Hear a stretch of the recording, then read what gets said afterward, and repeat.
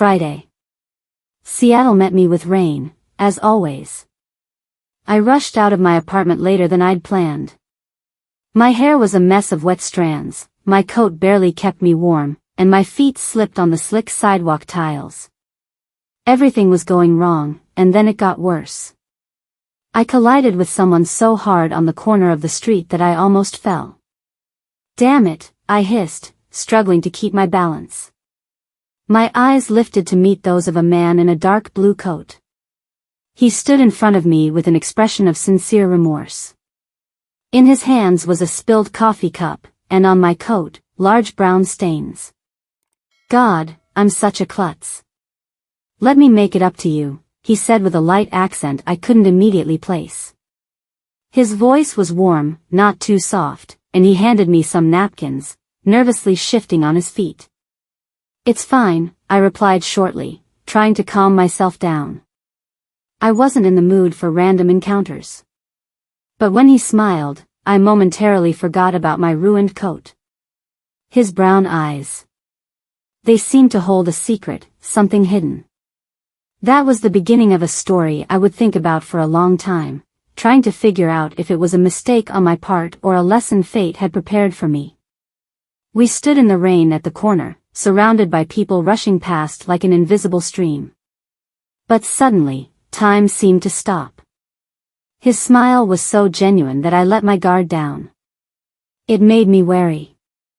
I was always careful with strangers, but this time, something told me not to walk away just yet. Let me at least buy you a new coffee, he insisted. I hesitated for just a few seconds before nodding. Well, since I'm already late for work, a few more minutes won't hurt, I thought. We headed to the nearest coffee shop. Along the way, he told me his name was Alec. He worked in business consulting and, as he put it, rescued companies from financial disaster. It sounded a bit pretentious, but his tone was light, without a hint of arrogance. And you? He asked as we ordered coffee. What do you do? I work at a marketing agency. We handle branding for startups and small businesses. It's mostly creative routine, I explained, trying not to sound too serious. Alec listened intently, as if he was genuinely interested in my answer. It was strange because most people I talked to about work either changed the subject or gave standard, "Oh, cool," responses. We ended up talking for over an hour. I'd long since forgotten about my wet coat and being late. His questions grew deeper, and my answers more candid. At one point, I realized he already knew more about me than some of my friends did.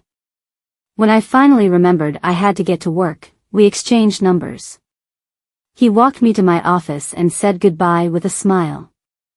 I hope this won't be the last chance encounter in our lives, Emily. The fairy tale begins. Over the next few weeks, Alex started appearing more and more in my life. At first, it was casual texts, "How was your day?" or "Did you finish that project you mentioned?" Then, he invited me to dinner. I agreed, though I felt a slight nervous excitement. That evening was almost magical. We sat in a small lakeside restaurant. Alec ordered wine and began sharing stories about his travels. He talked about clients he had saved from bankruptcy, unstable markets in Asia, and his dream of one day starting his own business. I listened, thinking, here's someone who truly knows what he wants from life. He wasn't just talking about himself, he was curious about me. What inspired me? What were my dreams?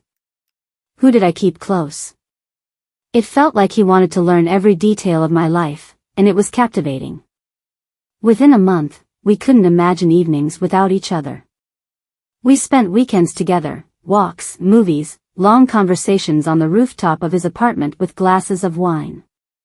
I slowly began letting him into my life. Alec met my friends and effortlessly charmed them all. Everyone said he was a real gentleman and that I was lucky. And I believed it, too. Cracks in the illusion. But every illusion eventually shatters. It happened without warning. July 2, 2025, 21:07. One day, I noticed Alec becoming a little distant. He was still attentive but now kept his phone out of sight. He started staying late at work and gave short, tense answers to my questions. "What's going on?"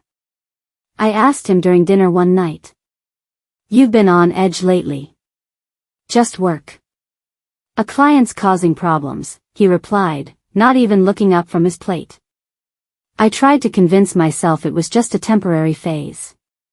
But my gut told me otherwise. The turning point came a few weeks later. Alec mentioned he had to travel to Portland for a business meeting. He seemed almost too convincing in his explanation.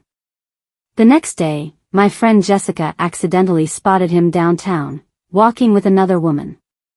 When she told me, I didn't know what to think. Maybe it's just a colleague, I reassured myself. But the unease didn't go away. Unraveling the truth. The following days were tense. Thoughts of Alec lying to me haunted me even in my sleep. I was desperate to find an explanation, but every detail felt suspicious. He no longer left his phone unattended, avoided deep conversations, and seemed to be hiding something. Finally, I gathered the courage to ask him about the woman Jessica saw. "Oh, that was just a work partner," he said smoothly, with a small laugh, as if my question was amusing. Jessica probably misunderstood. His answer should have reassured me. But it didn't. Deep down, I knew he wasn't telling the truth. Uncovering secrets. The following week, I decided to take matters into my own hands. I didn't want to be paranoid, but something didn't add up. I needed answers, not more excuses. One evening, I told Alec I was going out with friends for a girls' night. He seemed relieved, almost too comfortable with the idea. But instead of meeting up with my friends, I stayed home. Alec left his laptop behind that evening, probably not expecting me to snoop. He wasn't overly protective about passwords.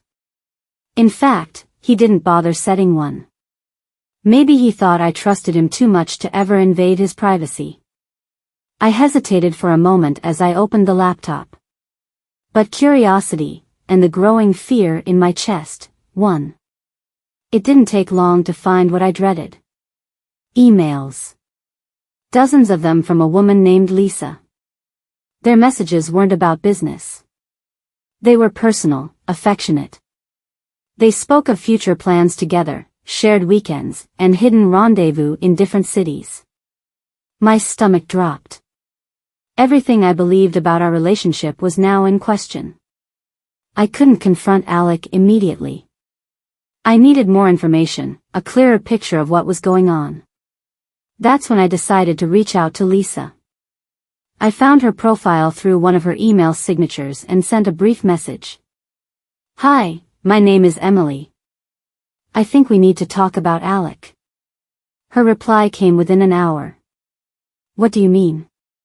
We agreed to meet the next day at a small cafe downtown. I didn't know what to expect, how she would react, how I would feel seeing her in person. But as soon as I walked in and saw her sitting at a corner table, I knew it was her. Tall, blonde, and poised, Lisa had a sharp, yet tired, look in her eyes. She waved me over, and I took a seat across from her. "So, you're his girlfriend too, aren't you?" she asked bluntly, without any small talk. Her voice was calm but laced with exhaustion. I nodded slowly. "And you?" She gave a bitter smile. "He told me you were just a roommate. That you'd broken up a long time ago but still shared the apartment for convenience." I believed him. He's very good at lying, isn't he? Those words hit me harder than I expected. We sat in silence for a moment, both processing the situation. We weren't enemies. We were both victims of the same deception. "How long have you been together?" I finally asked, trying to keep my composure. 6 months, she answered quietly. "And you?" 2 years, I whispered. Lisa's eyes widened in shock. She leaned back in her chair, visibly shaken. Jesus Christ, she muttered. He's been playing both of us.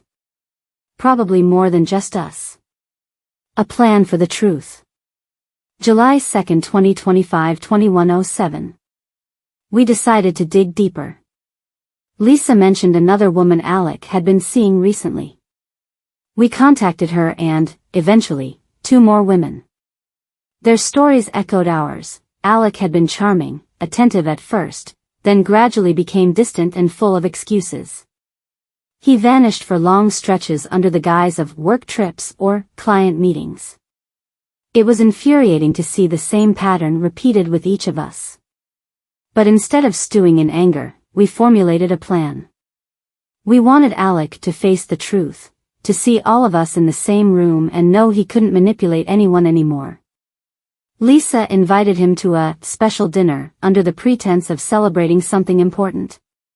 He had no idea what was coming. The confrontation. When Alec walked into the private dining room at the restaurant, he froze. His face went pale as his eyes darted from one woman to another. We were all there, 6 of us, waiting for him. He looked like he had just seen a ghost. "Hey, Alec," I greeted him with a cold smile. Surprise. He opened his mouth to speak, but no words came out. His usual confident demeanor shattered. He stood there, stunned, unsure of how to respond. What is this?" he stammered, finally finding his voice. "Why are you all here? Isn't it obvious?" Lisa said, crossing her arms. "We know everything. All of us." Alec exhaled sharply, his jaw tightening. He tried to regain his composure, raising his hands in a defensive gesture. "Look, I think there's been some kind of misunderstanding." "Misunderstanding?" I interrupted. "You've been lying to all of us, stringing us along, making us believe we were the only ones in your life. You're not getting out of this, Alec." He swallowed hard, shifting uncomfortably under our collective gaze. For once, he had no escape route. No charming lies could save him now. No more lies. Alec's face contorted with desperation. He glanced around the room, as if searching for sympathy from any of us. When none came, he finally spoke. Okay. I admit I made mistakes. But I never meant to hurt anyone. I got caught up in everything. It spiraled out of control."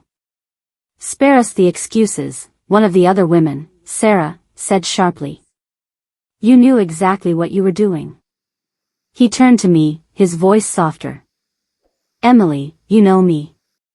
We had something real. I never wanted things to end like this." I raised my hand, cutting him off. "No, Alec. I thought I knew you. But all you ever showed me was a carefully crafted illusion.